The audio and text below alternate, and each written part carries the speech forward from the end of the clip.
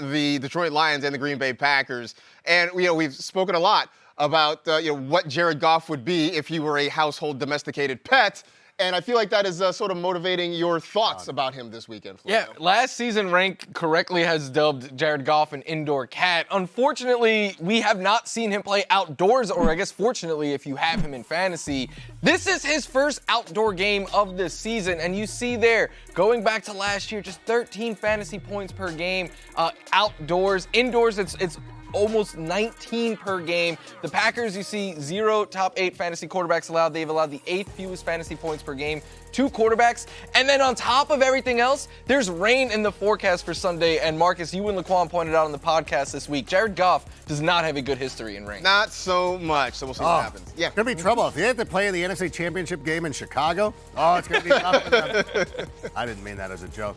You know who's not a joke, though, is Khalif Raymond, who has been one of the stars of That Helps No One for some time now. And, of course, Dan Campbell, I should say, pointed out this week, or in the post-game press conference, like what a valuable contributor he has been for this team. And a team filled with superstars. When you think about Amon-Ra St. Brown and David Montgomery and Jahmyr Gibbs, even Sam Laporta, Khalif Raymond plays such a valuable role that, again, if you're in one of those positions where you're hurting at the wide receiver spot, you've had Nico Collins and Mike Evans and Chris Godwin and these guys, I look for players on high-profile, potent offenses, which is why I'm not saying start Khalif Raymond over A.J. Brown. But if you're in a desperate situation, Khalif Raymond could be of some help to you. So start him over AJ? Start Raymond. There'll be some kid who comes in and be like, oh, this guy said start Khalif Raymond over A.J. Brown. I heard him. I'm like, you didn't hear that on the show. You heard what you wanted to hear. We're going to talk about that in a little bit. But all right. Let's move on to Cowboys and the Falcons. We were talking about Jared Goff and rain. Now we talk about rain, Dakota Prescott. I know, it was a long walk to get there. I'm glad you guys came with me. Frank, how are we feeling about Dak Prescott this week? That was bad. Are you talking about me? Yes, you. Oh, I forgot that I was talking about Dak Prescott. I actually like Dak Prescott. I think he's inside the quarterback one range. There are quarterbacks that popped up on the injury report this week. We heard Ian Rappaport talking about Lamar Jackson. He's obviously, it sounds like he's going to play. We don't know about Jordan Love. That's another situation. Dak Prescott is one of those guys that I would want to have at the ready in case something goes wrong. And even then, I think the matchup is pretty good. If you've been in a situation where you're like streaming Dak Prescott with, say, Baker Mayfield, I actually prefer Dak Prescott over Baker Mayfield this weekend. So for me, I think this is a pretty good spot. I think this is a good opportunity. And I think Dallas is going to step up this week. Definitely they need a win for sure, especially before the trade deadline. We'll see what they decide to do there. Meantime, on the other side, I like Kirk Cousins this week. And, Rank, you pointed this out with Dark Adam earlier in the week, that really outside of the games against the Bucs, Kirk Cousins has been sort of meh this year, but he's throwing the ball a ton. 4th in the NFL in terms of average pass yards per game, just over 263. He's gone for 225 or more in 7 straight. Here's the thing. The Dallas defense has been the reason we sort of pick on them a little bit. Since week 4, Cowboys have given up 6 touchdown passes. They have a grand total of 0 interceptions. They're giving up double-digit yards per attempt in 4 of 7 games this year, and with a wide complement of weapons, I have a feeling that Kirk Cousins can put up some decent numbers, even against the team not called the Tampa Bay Buccaneers. All right, over to the Broncos and the Ravens, and are we all Bo-leavers on this show? I know, Rank, but you have led the charge with Bo Nix. Yes, I'm over in Denver. Oh yeah, I get the pop I get when I go into Denver. Oh sure, huge. Yeah. It is like it's like Bret Hart in Calgary back in the day. I was gonna say Larry Walker going through. Oh, that would have been making it a Denver one. Yeah, that would have been something like that. But we love Bo Nix. Coming into this season, one of the reasons why I was so hyped about the Broncos coming into this year, I thought Bo Nix was ready to just hit the ground running with the NFL, pun intended, because he does a great job with his running ability. Because when I was watching him through the draft process, I heard a lot of the great draft nicks talking about him being kind of a taller version of Drew Brees. And we're starting to see that, or taller, a little bit more athletic, even though Drew Brees was an athletic quarterback. I'm not taking anything away from him. He could dunk, we saw that. But Bo Nix does a lot of great things for this team. And with the defense, despite some key injuries, still playing so well, this is a perfect complementary football. I think that's one of the things that I've been most impressed with Bo Nix and the Broncos this season is the complementary football, and Bo Nix adding those rushing yards and that rushing upside makes him a pretty viable fantasy option. Yeah, he's been putting up great numbers, even if his playmakers haven't been the most consistent from a fantasy standpoint. I think, though, on the other side, you could potentially get away from Zay Flowers this week because you might have heard the Denver Broncos secondary pretty good at shutting down wide receivers. They've allowed the 8th fewest yards, shut down names like Mike Evans, Garrett Wilson, DK Metcalf, George Pickens, and Flowers runs 2/3 of his routes out wide, which means he is probably going to see a good amount of Patrick Surtain this week. So you add in Deontay Johnson, who I also think is a sit this week, could take some targets away. Again, not a must sit, but if you have another option, I would take it.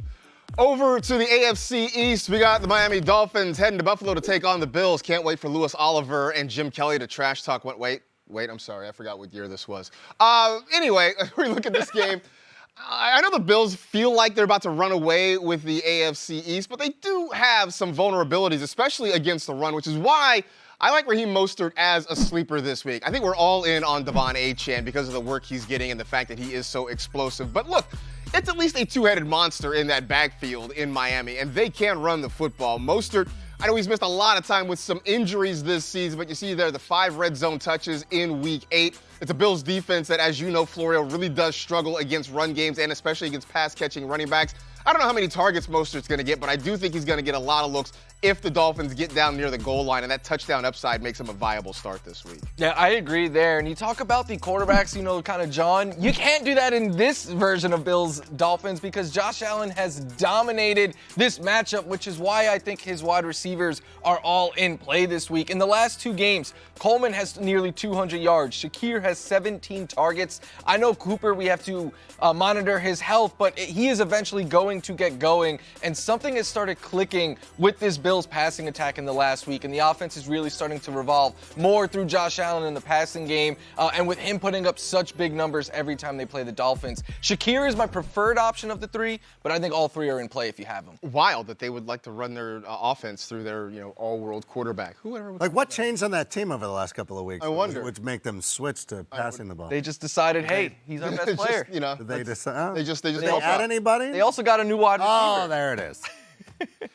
We got plenty more game. Big game in the NFC West between the Rams and the Seahawks. I expect a lot of points, and Rank, you feel pretty good about the quarterbacks. Absolutely. I would start both of these quarterbacks. In fact, I'd start them both over Daniel Jones. I didn't realize I had to continue to reiterate this.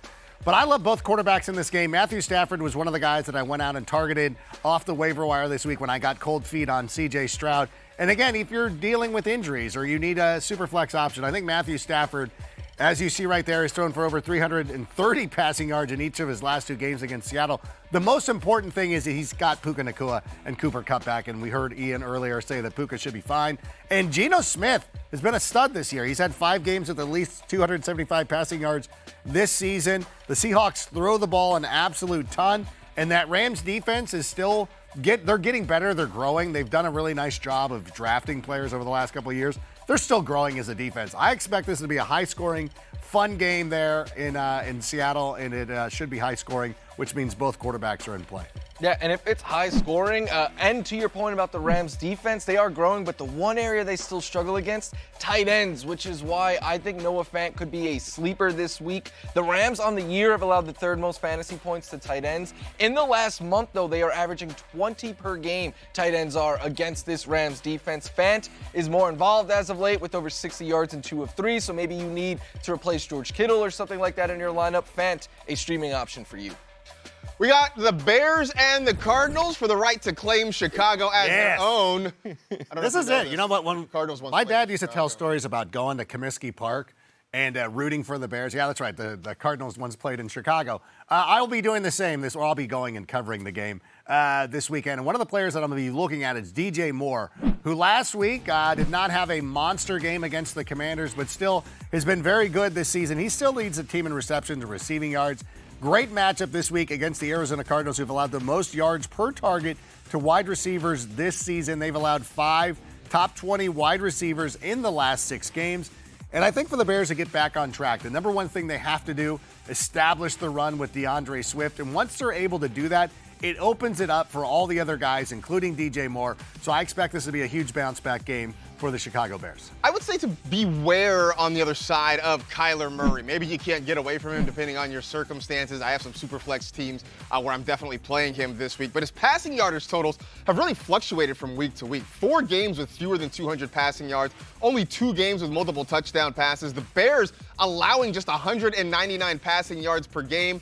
Only Trevor Lawrence with multiple passing touchdowns. Maybe if Kyler runs, that sort of helps him out a little bit. Sunday Night Football, Colts and the Vikings. We know a quarterback change on one side, but the Vikings guy, he's been pretty good all year. Yeah, I don't think you should change anything with Sam Darnold. And if you've been starting him, I think you could continue to start him this week. He has multiple passing touchdowns in 5 of 7 games. He is shown to have a safe floor in fantasy with 18 in more than half his game. And trusting Darnold is trusting KOC and the Vikings' weapons, which now include TJ Hawkinson. TJ Hawkinson back. I think he's a sleeper this week.